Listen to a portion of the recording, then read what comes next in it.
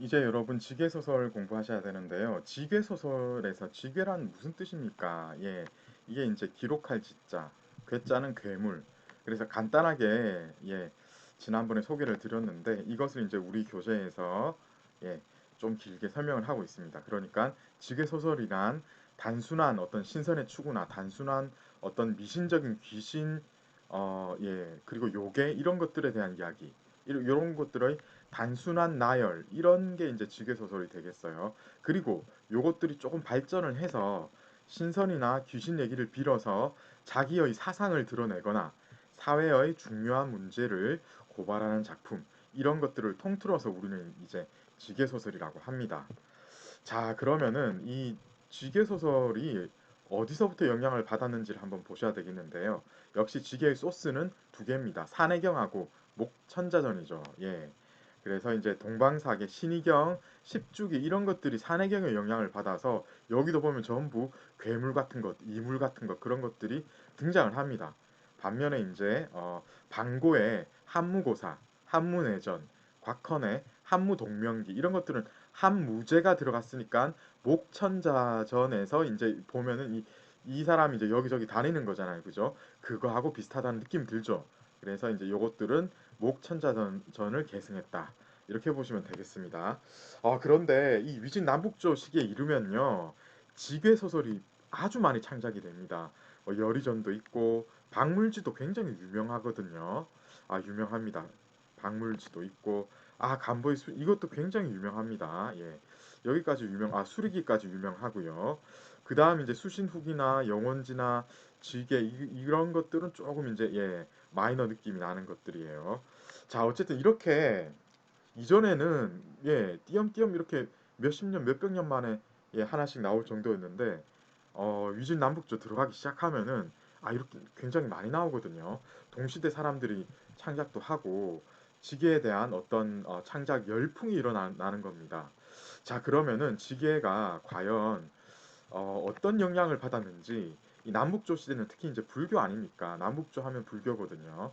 그래서 지계 소설 중에 아주 많은 소설들이 불교의 어떤 사상을 근거로 했습니다. 예를 들어 보응론 이런 것들을 근거로 한 이야기들이 있는데 제액이나 명상기, 유명록, 속제액이 이런 것들에 해당이 되겠고요. 자, 그런데 사실 남북조 지계 소설이 불교의 영향을 받을 수밖에 없었던 근본적인 원인이 있습니다. 여러분 변문하시면서 유마힐경 변문 아시죠? 이것 자체가 사실상 소설과 큰 차이가 없는 그러니까 이것 자체가 지계적인 내용이었던 거예요. 그리고 이제 법화경 보시면은 소설 같은 내용이 굉장히 큰 부분을 차지하고 있습니다. 따라서 이제 이런 불경의 어떤 구성 자체가 지계 소설이 계속 이제 폭발적으로 이제 남북조 시대 때 증가하는데 영향을 미칠 수밖에 없었던 그런 배경에 이런 일들이 있었다라는 것들을 여러분들이 알아두셔야 되고요. 자, 이제 지계 소설이 문학사적으로는 어떠한 가치가 있는지 여러분 한번 살펴보셔야 되겠습니다. 사실상요, 지게는요, 바로 뒤에 우리가 이제 지게 소설을 보겠는데, 에게, 뭐 이런 느낌이 들 정도입니다. 왜냐면은 한 페이지밖에 안 되거든요. 혹은 이제 심각하게 얘기하면 반 페이지도 안 된다. 그 정도예요. 그렇기 때문에 그 안에 서사가 나오기는 힘듭니다. 본격적인 서술로 보기에는 매우 덜 익은 작품이다. 하지만 후세 중국 소설의 발전에는 크게 기여를 한 겁니다. 우선 당대 전기 소설에요. 크게 영향을 끼쳤는데요. 문장이나 사물을 표현하는 어떤 묘사의 방법, 그리고 인물의 성격에 대해서 묘사를 하는 방법. 그러니까 이게 이제 통째로 다 이제 이 문장력에 해당이 되겠습니다. 문장을 구성하는 기술 이런 면에서 지계 소설은 나중에 이제 당대 전기 소설로 바로 이어지는 수직적인 어떤 그 중간 단계에 있었던 소설이 지계 소설이다. 이렇게 보시면 되겠고요. 뿐만 아니라 오히려 이게 더 중요할 수 있는데요. 지계 소설의 소재 자체가 당대 전기 소설에 큰 영향을 미쳐가지고 지계 소설의 소재를 그대로 채택하는 경우도 비일비재했습니다. 이제 우리 보시겠는데요. 이 후대 문학에 직접 끼친 영향을 보시는데 소재가 바로 후대 소설에 직접적으로 채택이 된 경우가 있습니다. 지금 우리 조금 있다가 양림을 볼 건데 이게 이제 전기인 예, 당대 전기인 남과 태수전 그리고 침중기도 비슷해요. 이거하고 사실상 같은 계열입니다. 이거 꼭 알아두셔야 돼요. 제가 이것을 아마 빨간구를 표시를 하려다가 이제 전체를 다 표시를 했기 때문에 그냥 참았는데 예, 중요합니다 이게. 자 그리고 이야기가 발전해가지고 후대 소설에 영향을 준 경우도 있습니다. 예를 들어서 이제 방아 이야기 같은 경우가 조금 더 이제 살을 보태고 구성을 더 복잡하게 하고 해서 이용기로 발전을 하게 되는 겁니다. 그리고요 여러분 지계 소설의 양식 자체가 계속해서 발전해서 이 말은 무엇인가 하면은 이것만 해도 지계라는 느낌이 안 들거든요. 이런 것들이. 근데 이 지계라는 이런 장르 자체가 굉장히 복잡해져서 후대의 전등시나 열미초당필기 특히 이제 요제지 이거는 지계 소설의 집대성이라고 할 수 있습니다. 이거는 근데 굉장히 재밌어요. 한마디로 느낌이 이제 전설의 고향 그런 느낌이거든요. 요제지 여러분 이거는 꼭 읽으셔야 돼요. 예. 어쨌든 그러니까 이 지게라는 것 자체가 우리 이제 뒤에 보면은 애게할 정도로 짧은 것들이 나중에는 살과 뼈대를 보태 가지고 그야말로 예 우리나라에서 이제 전설의 고향 보듯이 재밌는 얘기들이 창작이 되는데 이런 것들이 가장 이제 대표적인 지계 소설 양식의 어떤 후세대 예 어, 후대에 속한다, 후속 세대에 속한다 이렇게 보시면 되겠는데 특히 이제 요제지 이거는 지계 소설의 집대성으로서 문학성은 물론이고 중국 문학사에서 굉장히 중요한 점유율이 있는 그런 작품이다라고 보시면 되겠어요. 이제 우리 지계 소설이 어떤 시기였는지 보시겠는데 수신기에 보면은 좀 전에 이제 양림 인몽 이런 얘기 했지 않습니까? 양림을 보겠습니다.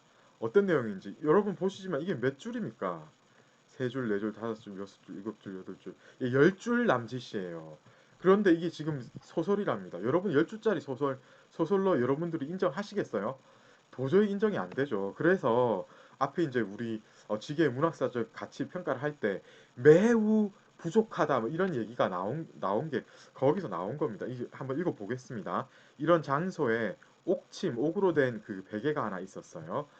그런데 그 옥침의 작은 틈에 어, 뭔가가 지금 있는 거예요. 그렇죠? 때마침 양님 주인공입니다. 이 사람이 이제 보부상 같은 거예요. 예. 다니다가 여기 이제 이 묘에 소원을 빌러 갔는데 그 묘를 지키고 있는 무당이 물어봅니다. 장가를 잘 들고 싶어서 소원을 빌러 왔습니까? 하니까 네. 그렇게 되면 정말 좋겠습니다.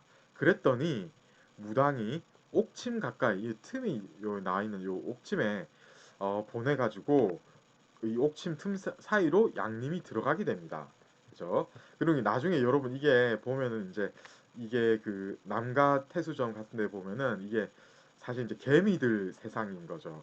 여기서는 이제 그런 얘기는 안 하고 있는데 이제 보시면은 들어가 봤더니 그 안에 웅장하고 화려한 집이 있는 겁니다. 그죠? 조태희라는 사람이 살고 있는 집이었고 이 사람이 양님을 보자마자 갑자기 자기 딸하고 결혼을 시킵니다. 무슨 이런 경우가 다 있을까요? 하여튼 뭐 이렇다고 하니까 우리는 믿어야죠. 예.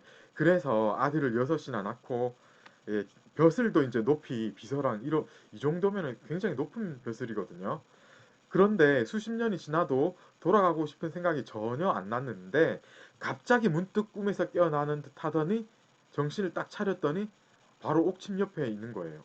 그래서 양님은 이제 멘탈 다 나가는 거죠. 이제 오랫동안 이게 뭐지 하고 처연한 마음으로 있게 되는 데서 이야기가 끝났습니다. 여러분 이게 무슨 소설입니까? 고작 이게 소설이랍니다. 어쨌든 지게는 다 이런 식이에요. 아시겠죠? 그렇기 때문에 여러분들 이제 어, 지게가 과연 무엇인지 보셨겠지만은 그야말로 너무나 짤막한 몇 줄 여러분 이거 있죠? 한글로 그나마 번역해서 이 정도지 한자로 되어 있는 원문 보시면은 기껏해야 네 줄 다섯 줄이에요. 세 줄밖에 안 될 수도 있습니다. 줄을 길게 늘리면은 이게 무슨 소설입니까? 그죠? 그러니까 에게 하는 이런 말이 나오는 거예요. 그런데 사실 이 소설이라는 장르가 뒤로 갈수록 곡절이 많아지고 변화가 무쌍해지고 서사가 개입하게 되고 그러면서 아주 이제 재밌는 여러분의 어떤 심정을 정말 이제 울릴 수 있는 그런 작품이 많이 나오는데 그 출발점은 여기였다라고 보시면 되겠습니다. 아시겠죠? 예. 그러니까 언제나 그 창대한 출발의 어, 출발 선상에서는 그러니까 이제 창대한 어떤 그 결과물의 그 출발 선상에는 이렇게 이제 보잘것없는 것들이 있기 마련이다. 이런 것들을 알아두시면 되겠어요. 자, 이제 지게에 대해서 마치고요. 이제 전기로 넘어가야 되겠습니다. 예.